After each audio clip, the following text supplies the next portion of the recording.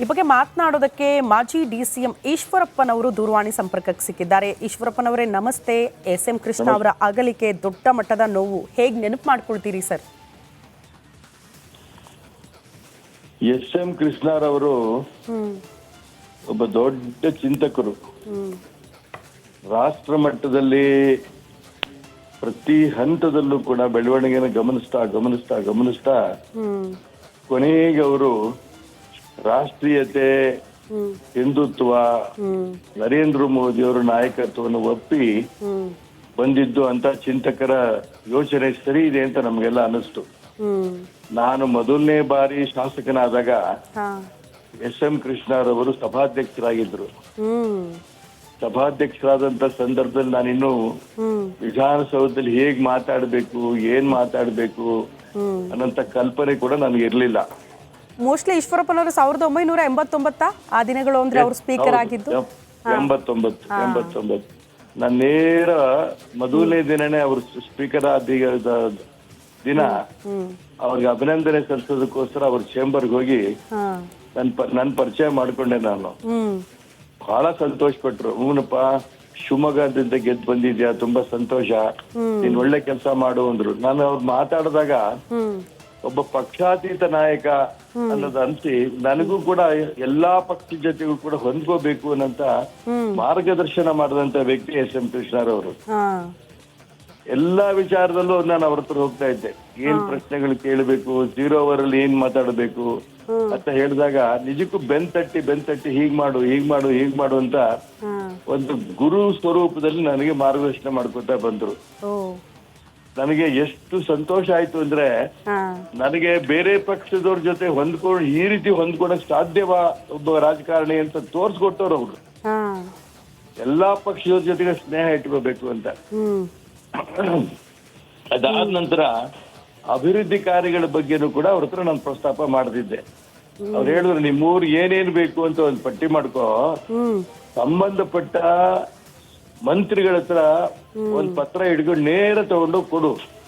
ಅವ್ರು ನನ್ಗೆ ಮಾರ್ಗದರ್ಶನ ಮಾಡಿದ್ದು, ನೇರ ತಗೊಂಡೋಗಿ ಕೊಡು. ಮತ್ತೆ ಅವ್ರು ಏನ್ ಹೇಳ್ತಾರೆ ಕೇಳ್ಕೊಂಡು ಪ್ರಶ್ನೆ ಕೇಳ್ಬೇಕಾ, ಪ್ರಶ್ನೆ ಕೇಳು.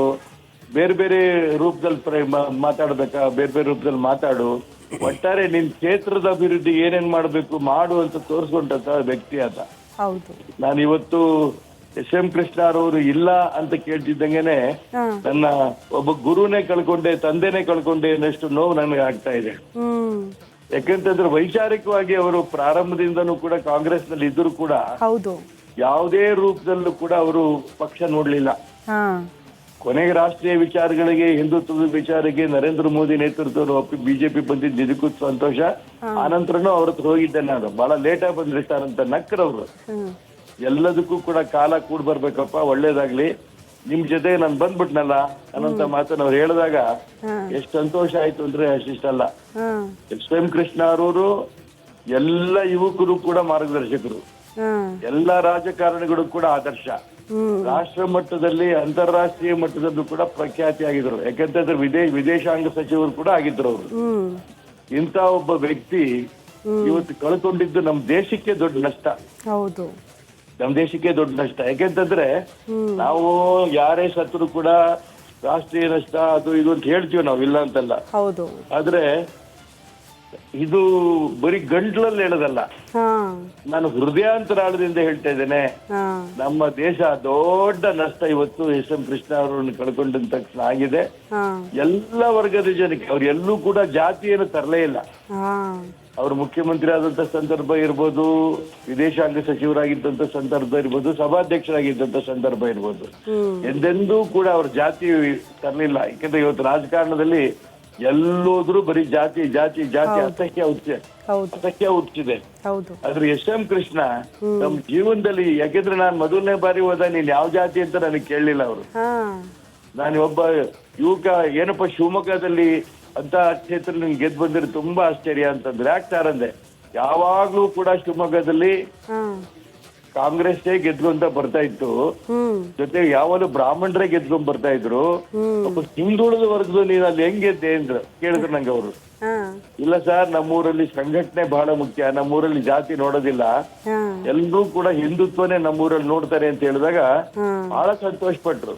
ಹಾ ಇಲ್ಲಪ್ಪ ಇದನ್ನೇ ಮುಂದುವರ್ಸ್ಕೊಂಡು ಹೋಗಿ ನೀನು, ಯಾವ ಕಾರಣಕ್ಕೂ ಜಾತಿ ಗೀತಿ ಮಾಡಕ್ ಹೋಗ್ಬೇಡ ಅಂತ ಅವ್ರು ಅವತ್ತು ಹೇಳಿದ್ ನಂಗೆ ಇವತ್ತಿಗೂ ನೆನಪಿದೆ. ಹಾ ಒಬ್ಬ ಮಾದರಿ ರಾಜಕಾರಣಿ ಒಟ್ಟಾರೆ ಹೇಳ್ಬೇಕು ಅಂತಂದ್ರೆ ಆದರ್ಶ ರಾಜಕಾರಣಿ. ಈಶ್ವರಪ್ಪನವ್ರು ಸರ್, ನಾನು ಆಗ್ಲೇ ಹೇಳ್ತಾ ಇದ್ದೆ, ಮೋಸ್ಟ್ಲಿ ಈ ಕ್ಲೀನ್ ಹ್ಯಾಂಡ್ ಕ್ಲೀನ್ ಇಮೇಜ್ ಅಂತೆಲ್ಲ ಹೇಳ್ತೀವಲ್ಲ, ಈಗಿನ ರಾಜಕಾರಣಿಗಳಿಗೆ ಸಲ್ಲುತ್ತಾ ಇಲ್ಲೋ ಗೊತ್ತಿಲ್ಲ ಸರ್, ಬಟ್ ಎಸ್.ಎಂ. ಕೃಷ್ಣ ಅವ್ರು ಮುಂಚೂಣಿಯಲ್ಲಿ ನಿಲ್ತಾರೆ ಅಂತ ಆ ವಿಷಯದಲ್ಲೂ ಕೂಡ. ಅಲ್ಲಲ್ಲ, ನಾನು ಅದಕ್ಕೆ ಹೇಳ್ತೀನಲ್ಲ, ಹಾ ಅವ್ರು ಮಾರ್ಗದರ್ಶನ ಮಾಡ್ತಾ ಇರೋಂತ ಸಂದರ್ಭದಲ್ಲಿ ಹೇಗೆ ಶಿವಮೊಗ್ಗ ಅಭಿವೃದ್ಧಿ ಮಾಡ್ಬೇಕು, ರಾಜ್ಯಕ್ಕೆ ಏನ್ ಮಾಡ್ಬೇಕು ಅನ್ನೋದನ್ನ ಹಾ ಅವ್ರು ಮೊದಲನೇ ಬಾರಿ ನನ್ಗೆ ಹೇಳ್ಕೊಟ್ಟಂತ ಪಾಠ. ಹಾ ನಾನ್ ಮಂತ್ರಿ ಆದಾಗ, ನಾನು ಉಪಮುಖ್ಯಮಂತ್ರಿ ಆದಾಗ ಯಾವಾಗ್ಲೂ ಅವ್ರು ನೆನ್ಪು ಮಾಡ್ಕೋತಾ ಇದ್ದೆ. ಹಾ ನಮ್ಮ ಅಧಿಕಾರಿಗಳಿಗೆ ಹೇಳ್ತಾ ಇದ್ದೆ ನಾನು ಯಾವತ್ತೂ ಕೂಡ, ನೋಡಿ ನಿಮಗೆ ಎಷ್ಟ್ ದಿನ ಅವಕಾಶ ಸಿಗುತ್ತೋ ಬಿಡುತ್ತೋ ಗೊತ್ತಿಲ್ಲ, ಆದ್ರೆ ಸಿಕ್ಕಂತ ಅವಕಾಶ ಯೋಜನೆಗಳ ಮುಖಾಂತರ ಜಾರಿಗೆ ತಂದು ರಾಜ್ಯನ ಅಭಿವೃದ್ಧಿ ಮಾಡಿ. ಇದನ್ನ ಅವ್ರಿಗೆ ತುಂಬಾ ಹೇಳ್ತಾ ಇದ್ದೆ. ನಿಜಕ್ಕೂ ಕೂಡ ಅವರು ಅದೇ ರೀತಿ ಮಾಡ್ತಾ ಇದ್ರು, ಅಧಿಕಾರಿಗಳು ಕೂಡ ಹಾಗೆ ಮಾಡ್ತಿದ್ರು. ಒಳ್ಳೆ ಮಾತಲ್ಲಿ ಯಾರ ಜೊತೆ ಮಾತಾಡಿದ್ರು ಕೂಡ ಸ್ನೇಹದಿಂದ ಅಭಿವೃದ್ಧಿ ಮಾಡೋ ದಿಕ್ಕಿನಲ್ಲಿ ಆಗ್ತಾನ, ಭಯ ಹುಟ್ಟು ಮಾಡ್ಬೇಕು ಅನ್ನೋದನ್ನ ಅಲ್ಲ. ಇದನ್ನ ಎಸ್.ಎಂ. ಕೃಷ್ಣ ಅವ್ರ ಮುಖಾಂತರ ನಾನು ಕಂಡೆ. ಎಸ್.ಎಂ. ಕೃಷ್ಣ ಅವರವರು ಒಬ್ಬ ರೈತನ ಮಗ ಆದ್ರೂ ಕೂಡ IT-BT ಅವ್ರು ಹೆಚ್ಚಿನ ಒತ್ತು ಕೊಟ್ಟಿದ್ದು ನಮ್ಗೆ ಇನ್ನೂ ನೆನಪಿದೆ. ಕರೆಕ್ಟ್. ಯಾಕೆಂತಂದ್ರೆ ಒಂದ್ ಕಡೆ ಒಬ್ಬ ಮಾದರಿ ರಾಜಕಾರಣಿಯಾಗಿ ಅದೇ ರೀತಿ ನಾಗರಿಕತೆ ಅಭಿವೃದ್ಧಿ ಮಾಡೋದಿಕ್ಕಲ್ಲೂ ಸಾಕಷ್ಟು ಪ್ರಯತ್ನ ಮಾಡಿದ್ರು. ಮತ್ತೊಂದ್ ಕಡೆ ರೈತಾಪಿ ವರ್ಗ ಕೂಡ ಹೆಚ್ಚಿನ ಬೆಂಬಲ ಕೊಟ್ಕೊಂಡು ಬಂದಂತ ಒಬ್ಬ ಶ್ರೇಷ್ಠ ರಾಜಕಾರಣಿ. ಕರೆಕ್ಟ್. ಓಕೆ ಈಶ್ವರಪ್ಪನವರು ಸರ್, ರಿಪಬ್ಲಿಕನ್ ಜೊತೆ ಮಾತನಾಡಿದ್ದಕ್ಕೆ, ಜೊತೆಗೆ ಎಸ್.ಎಂ. ಕೃಷ್ಣ ಅವರನ್ನ ಈ ರೀತಿ ನೆನಪು ಮಾಡ್ಕೊಳ್ಳೋದಕ್ಕೆ ಧನ್ಯವಾದಗಳು ತಮಗೆ. ನಾಳೆ ಮದ್ದೂರಿನ ಸೋಮನಹಳ್ಳಿಯಲ್ಲಿ ಅಂತಿಮ ವಿಧಿವಿಧಾನ ನೆರವೇರಿಸಲಾಗುತ್ತಂತೆ.